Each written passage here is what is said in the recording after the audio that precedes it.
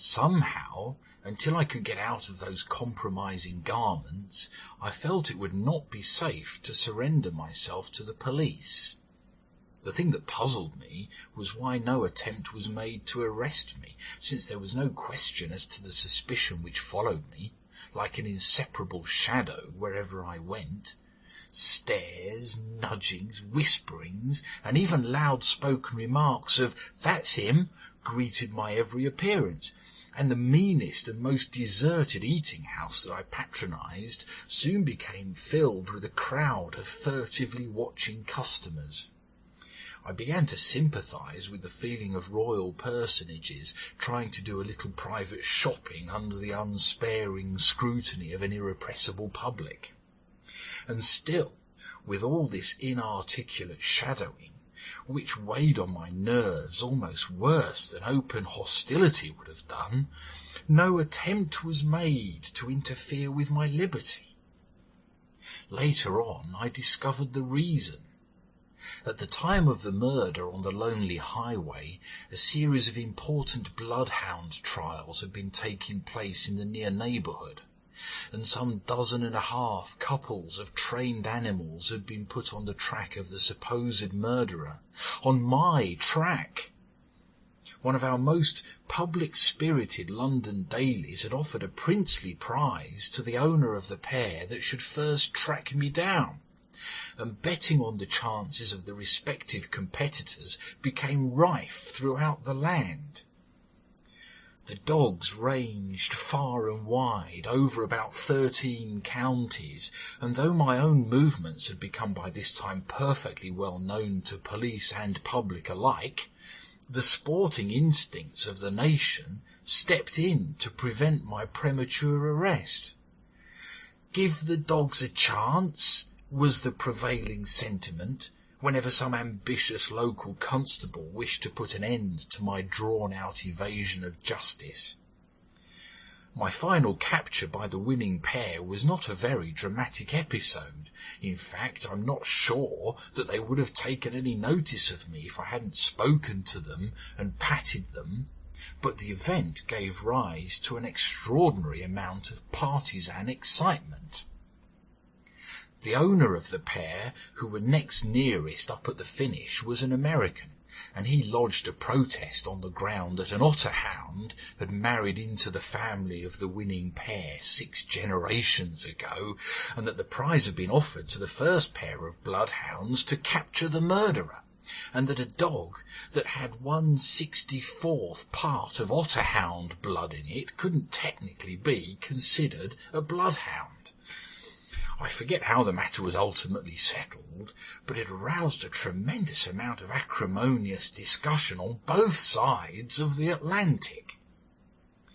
My own contribution to the controversy consisted in pointing out that the whole dispute was beside the mark, as the actual murderer had not yet been captured. But I soon discovered that on this point there was not the least divergence of public or expert opinion. I'd looked forward, apprehensively, to the proving of my identity and the establishment of my motives as a disagreeable necessity. I speedily found out that the most disagreeable part of the business was that it couldn't be done.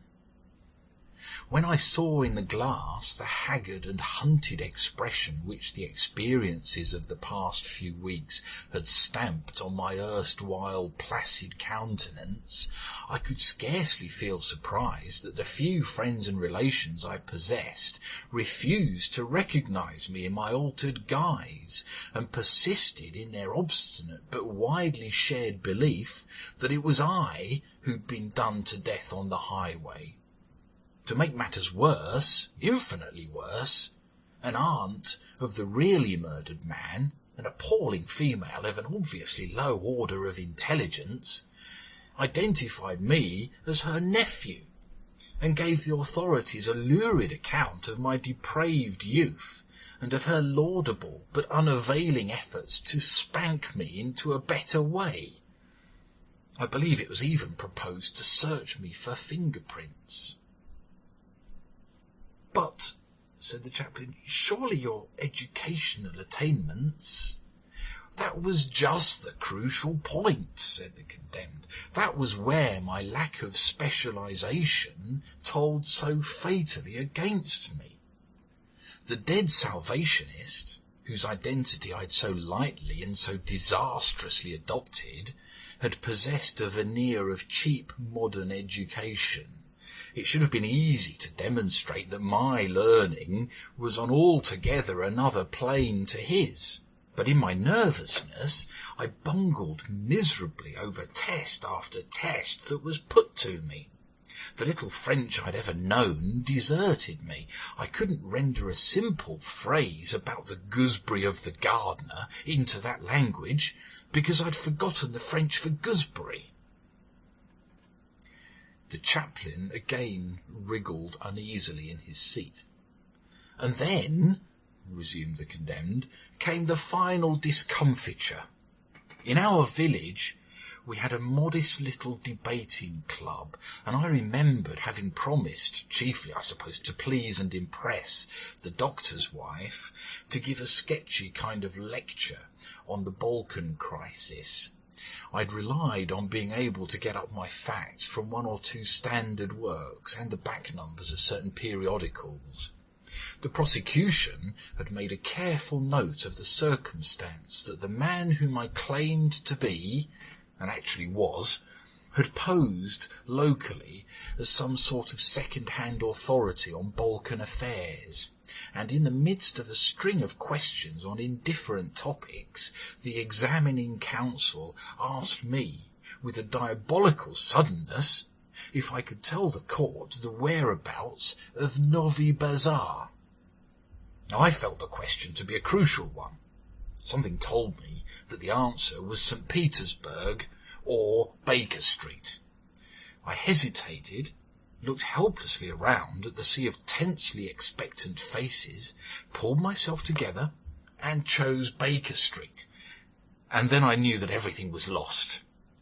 The prosecution had no difficulty in demonstrating that an individual, even moderately versed in the affairs of the Near East, could never have so unceremoniously dislocated Novi Bazar from its accustomed corner of the map. It was an answer which the Salvation Army captain might conceivably have made, and I made it. The circumstantial evidence connecting the Salvationist with the crime was overwhelmingly convincing, and I had inextricably identified myself with the Salvationist. And thus it comes to pass that in 10 minutes' time I shall be hanged by the neck until I'm dead in expiation of the murder of myself, which murder never took place, and of which, in any case, I'm innocent." When the chaplain returned to his quarters some 15 minutes later, the black flag was floating over the prison tower. Breakfast was waiting for him in the dining room, but he first passed into his library, and, taking up the Times Atlas, consulted a map of the Balkan Peninsula. "A thing like that," he observed, closing the volume with a snap, "might happen to anyone."